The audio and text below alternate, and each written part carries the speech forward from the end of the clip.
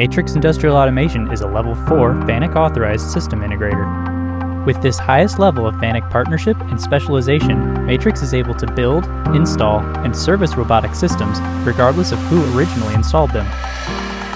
Here, Matrix has extended the conveyor without parts or support from the original manufacturer to add a new machining operation to an existing line. Pallets are conditionally diverted from the main line based on process completion on the RFID tag.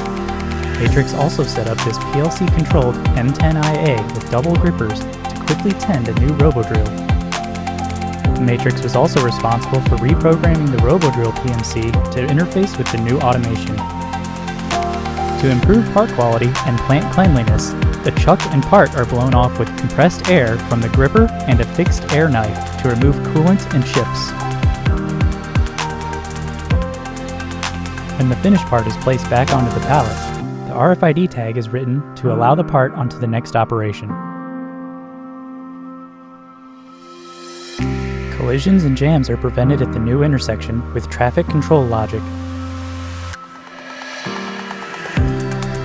This is just one example of how Matrix Industrial Automation can improve manufacturing capacity and quality even if existing systems are no longer supported.